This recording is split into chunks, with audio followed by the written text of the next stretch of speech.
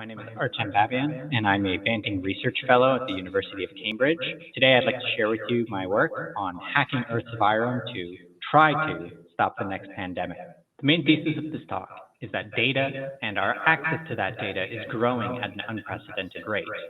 What this means for a field like virology is that bioinformatics or computational virology will be at the vanguard of modern virus discovery efforts. It will be pushing the field forward in the future. This is not to say that computational virology will overtake all molecular or clinical virology, but it can rapidly accelerate the rate of discovery. Historically, computational virology has been viewed as the little cousin to clinical or really molecular virology. And as we've seen with the COVID-19 pandemic, data is being produced at unprecedented rates. Computational virology is leading the way, and it will be finding the ways where we can feed back information from computational research to subsequently accelerate clinical and molecular research. What this means is that us, as computational biologists, should be driving the strategic directions for research, not just simply playing support staff. With that in mind, I'd like to introduce you to the Stratus project. Like many coronavirus projects, this one began with the COVID-19 pandemic. In the early days of March 2020, it became clear that the COVID-19 pandemic was going to be exceptional, and I wanted to help. So as the global research community was scrambling and spending billions of dollars to sequence SARS-CoV-2 genomes as they were coming out, I decided to... We're just going to pause the video for just one moment.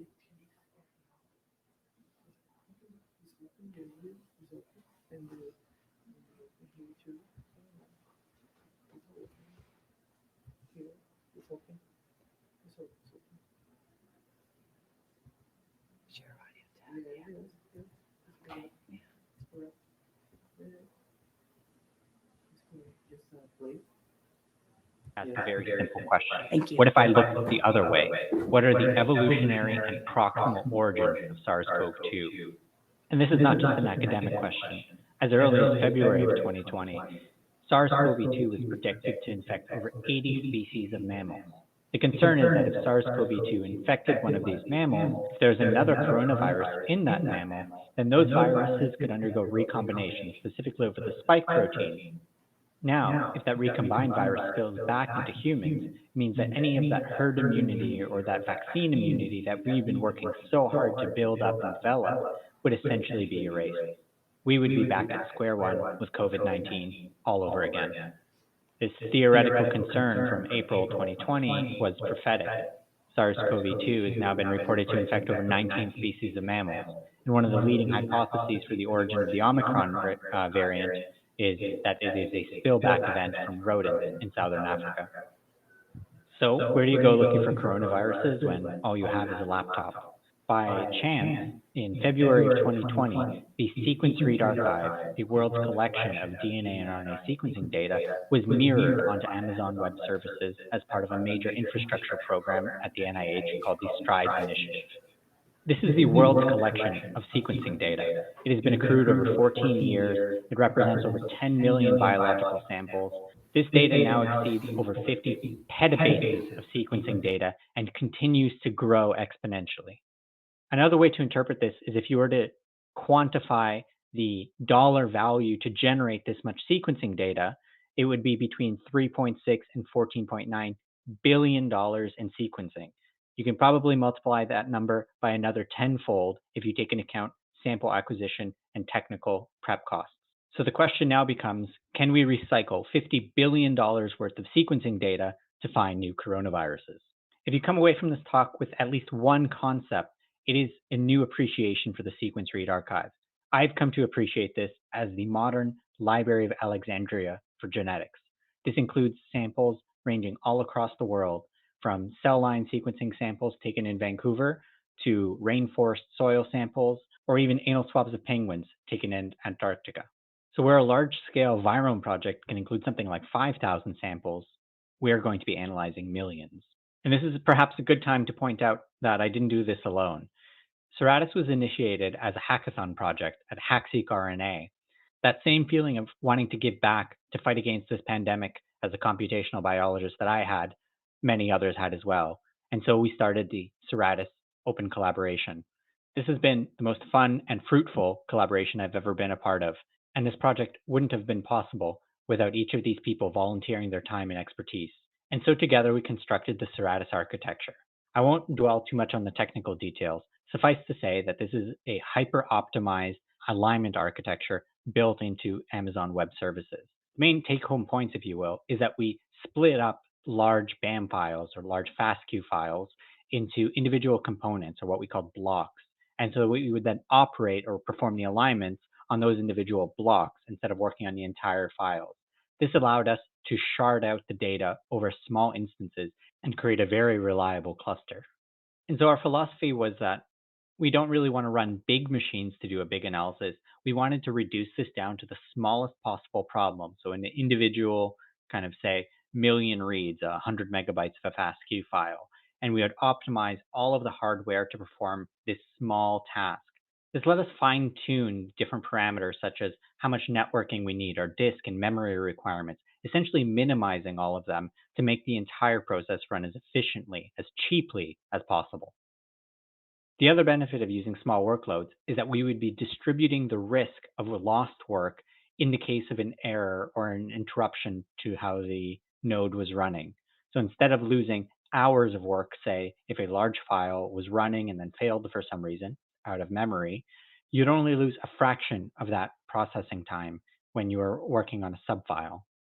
And what seemed initially as a kind of fun luxury, we created a real-time monitor of the cluster, ended up being very pragmatic. If any types of errors arose, we would be able to shut down components of the cluster, fix them, and then bring them back online in few minutes, thus preventing costly overruns. So what's the punchline? Well, Stratus can analyze in excess of 1 million NGS sequencing libraries per day, and the cost per library is under half a US penny. I want you to carefully consider what this means. It is now possible to analyze global levels of sequencing data output faster than it is to generate that data. The entire equation of bioinformatics and analysis times is now upended. So what do you do when you've just built a giant hammer? Well, you start looking for a bigger nail. And to do this, we decided we're not going to focus on just all coronaviruses. We're going to focus on all RNA viruses. And to accomplish this, we look for new instances of the viral RNA-dependent RNA polymerase gene. This is a hallmark of RNA viruses. It is essentially a way to define RNA viruses at the global level. Going through GenBank and public sequencing studies, we collected and curated 15,000 known RNA viruses. And perhaps the most useful aspect of this is that we defined a molecular barcode within the RDRP gene. This, what we're calling a palm print, is structurally informed. It makes up the catalytic site on the enzyme. And by having a strict molecular definition for RDRPs, Robert Edgar was able to write this program PalmScan, which could pick out these barcode sequences very, very quickly, thus giving us a uniform handle on the RNA virome. Now, knowing what we were going to search for, we decided to search across over 5.7 million sequencing libraries, or 10.2 petabases of data. That's essentially all RNA sequencing data sets in the SRA. And so in one 11-day analysis, we found over 130,000 novel RNA viruses. To rephrase that, in about a 2-week period, we discovered nearly an order of magnitude more RNA viruses than the entire virology community did in the preceding 130 years. Welcome to the era of petabase scale sequence analysis. So to give you an overview of what we did, we took these 5.7 million sequencing libraries, and then we aligned them using Diamond 2, so a translated nucleotide search, against the amino acid sequences of the 15,000 known RDRP sequences.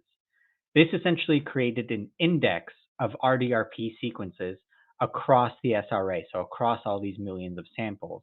And from that, we would know which libraries contain RDRP, so that's about 3.38 million samples. So then using only these reads that align to RDRP, we would assemble them into what we're calling microcontigs. You can think of this as just assembling the RDRP gene. And overall, we assembled over 4.26 million of these RDRP microcontigs. We then analyzed those for microcontigs which had an intact palm print, so ones that we could robustly classify that this is a bona fide RDRP sequence, and that gave us over 880,000 palm print positive contigs. This has created a functional RNA viral index of the sequence read archive. We know where the RDRP sequences are, and also importantly, we know which ones they're related to. So we can say, okay, this sample has SARS-CoV-2, 100% identity, whereas this other sample over here, that has something that looks like a coronavirus. It's only about 50% amino acid identity. So we can likely go into that library, assemble it completely, and pull out novel viruses. In essence, the location of novel viruses is now pre-computed. So we can just turn a complicated search of which library contains novel coronaviruses into a simple lookup query in an SQL database. We also built a nice front-end interface for all of this data, Stratus.io. So you can go in there and explore it all using these kind of interactive graphs. So we can just highlight, say, I want to look at coronaviruses, and I want to look at ones that do not match close to known sequences. And so, of course, you do a big unbiased analysis to find the things that you're not expecting to find. And that's exactly where we ended up. We discovered 9 new species of coronaviruses, and these were all in aquatic vertebrates. So you have your axolotl, your fugu fish, your seahorse. And so diving into these novel coronaviruses, we would go into the libraries that they were from and assemble them completely, pulling out as much of the genome as we could. One kind of striking observation is that we kept missing a part of the spike protein. No matter what we did from the assembly, we would always get this missing bit of the genome, but we would expect that it should be there. Those are important genes, of course. And so after a little bit of sleuthing, we were able to find that actually the spike proteins are found on a separate contig, and that separate contig is reproduced many independent times. So this isn't some kind of technical artifact. We're really seeing the biology of these things. These coronaviruses appear to be segmented. This violates the textbook definition of what a coronavirus is capable of. And we only really found this because we looked in this kind of weird place that, people don't think to look for coronaviruses. And of course, segmented viruses have different biology. We most commonly think of influenza, where these viruses could reassort or swap pieces of their genomes rapidly, not just undergo recombination or kind of slow mutations. So this also expands what we know, at least from an evolutionary perspective, coronaviruses are capable of.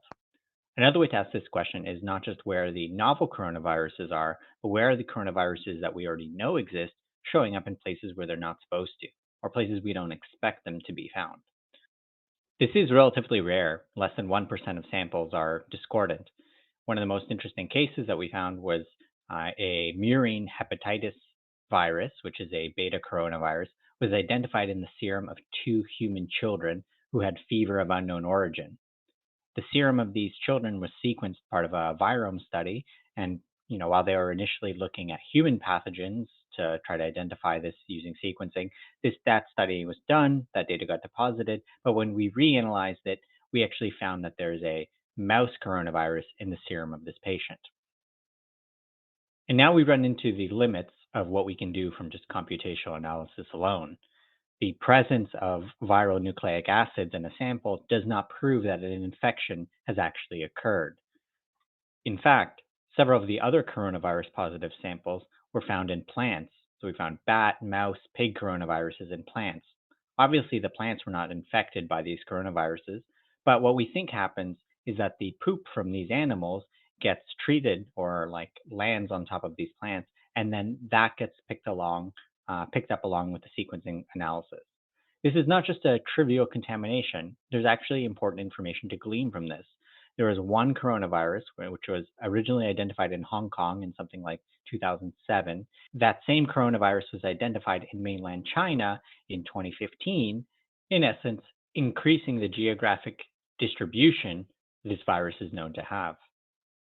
This perhaps best exemplifies the value of reanalyzing data, finding things or making these distant connections where the researchers generating the data had maybe no interest in at all, such as the corn coronavirus.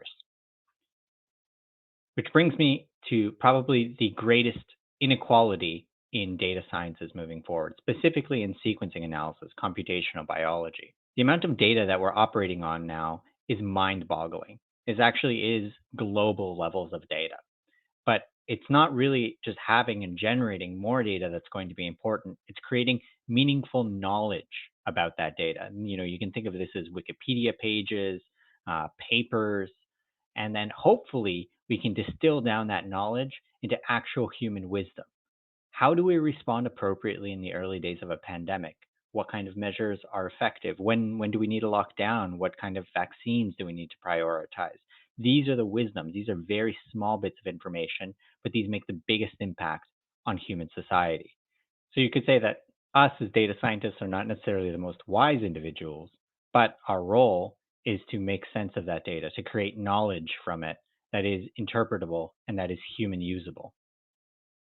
So genome surveillance, for in the context of viral infections and really other pathogens as well, is going to be a major focus moving forward. And this is, a white paper came out from the World Health Organization. I'd highly recommend everyone reads it if you're interested. And they just had this quote where genomic surveillance and its integration into public health systems comes at a high cost technically and financially, especially in resource-limited settings. So I think that our role as computational biologists moving forward is to really address that. It doesn't have to be highly technical and it doesn't have to be expensive. We can build computational infrastructure that we can deliver to people for essentially nothing, and it should run super, super fast. Because, of course, the places where this type of pandemic response matters the most, the global south, these are the places that are the least funded. So whatever we build, we also need to think about how can we deploy it to people with less resources. So for the Stratus project, we have stratus.io, and this is a front-end interface for all of our raw data. And importantly, all of our data, it was generated from the public domain data in the SRA, and we release all of our data subsequently back into the public domain, essentially keeping everything free and accessible to everyone. And most recently, I've been working on trying to create meaningful knowledge interfaces to these large data sets. So one thing is Palmid here. So the idea behind it is that you can take an RDRP sequence from any virus, say rubella virus in this case, you put it into a web form, and what it'll do is it'll cross-compare that RDRP sequence to all the RDRPs that we found in the Stratus project and in GenBank, and essentially pull out and aggregate metadata from the sequence read archive to describe and characterize this virus that you input. So in this toy example with rubella virus, we pulled out the two known related virus, Ristrella and Rahugu, but in a 2-minute search, we also identified 3 new rubella-like viruses. And once we know which samples contain the rubella viruses, we pull out things like the geographic location of those samples or what type of sample that's from, its host of origin. And in essence, we use that metadata to aggregate and describe what this virus is. And when a new virus shows up, we then also know which libraries we have to go to then do a full assembly, reconstruct genomes, and then we can understand the phylogenetic history of rubella-like viruses. This is a proof of concept, but you can conceptualize this as kind of a diagnostic. You have a patient that shows up at a hospital with a fever of unknown origin in Vancouver, British Columbia, and it should take 2 minutes and cost half a cent to take the virus that was sequenced from that patient's blood and connect it to a camel sampled in sub-Saharan Africa in 2015. The data already exists, and then we can use that data and its metadata to write the epidemiology when these fever of unknown origins arise. The hope is that a system such as this, in combination with advances in metagenomic diagnostics, could be used to recognize viral outbreaks early, before they become significant, before they become the next pandemic. Imagine how different human society would be if the SARS-CoV-2 was identified in Wuhan in November of 2019. Before this even became an outbreak, before anything else, this would have just been a footnote in history and our lives would have continued on. That's what our job is as computational biologists, to make sure that this never happens again, so that our children don't have to go through something like SARS-CoV-2. And while this might sound a little bit like science fiction, I think that's really what our job is. We need to look forward. We need to think about how can we use computation to push the field into places where we didn't even know was possible. How are we really going to push the boundaries? How are we going to take the lessons of what we learned during this pandemic and move forward? Because data growth is exponential. Everything that we've identified to date, it's only going to take another 18 months before there's double the amount of data available. And so, another way to conceptualize this is the Sequence Read Archive has become a planetary viral surveillance network. For something like $50,000 a year, we can monitor global sequencing output and track for any pandemic potential pathogens arising or viruses showing up in places that or they're not supposed to, say. The way that I like to summarize this is that by 2025, there's going to be 1 exabase of sequencing data available. And we need to be building the infrastructure for exabase scale sequence analysis today. And at the same time, I think we need to be humble and recognize how much we still have left to know. I can stand here and pat myself on the back that, we took the known RNA virome, the circle in red, and we expanded it nearly tenfold, this big magenta circle. But if you zoom out and take the big view, we've barely scratched the surface. The genetic diversity of Earth's virome is enormous, and we have not even dented this. There's far more work to be done in this space, and it is better that we find those viruses before they find us. So does that mean that in 2 years, we're going to be able to find another 300,000 RNA viruses? No. Actually, that underestimates how many RNA viruses are out there. So when we looked at the clustering identity of the known RNA viruses, they followed a very clean power law distribution. But when we looked at the novel viruses, there was this drop off, especially below 50% amino acid identity, where we got where at 90% amino acid identity, we got a near tenfold increase in RNA viruses. When we take that down to 45%, that actually drops down to about 1.8 fold increase. And this is actually not surprising because the algorithm that we're using, Diamond, it has sensitivity limits. There are sensitivity limits to how much divergence at the amino acid level you can identify from a short read. And so we can say that we know that we don't know. We know that there is missing data. As we improve the sensitivity of running Stratus in the future, even by reanalyzing data that we analyzed in the first pass, we should be able to find at least another doubling of the amount of viruses.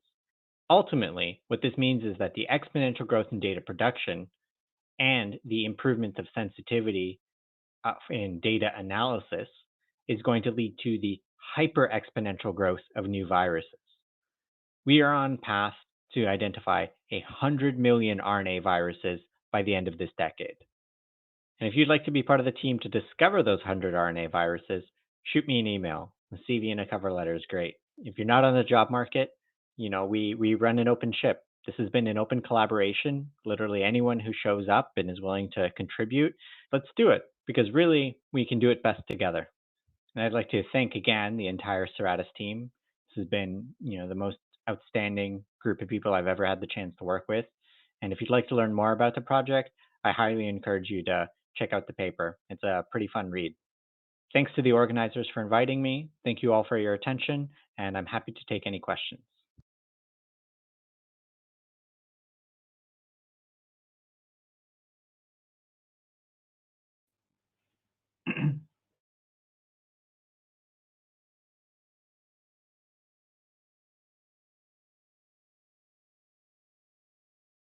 Thomas, your mic's not on, or you can't hear it online.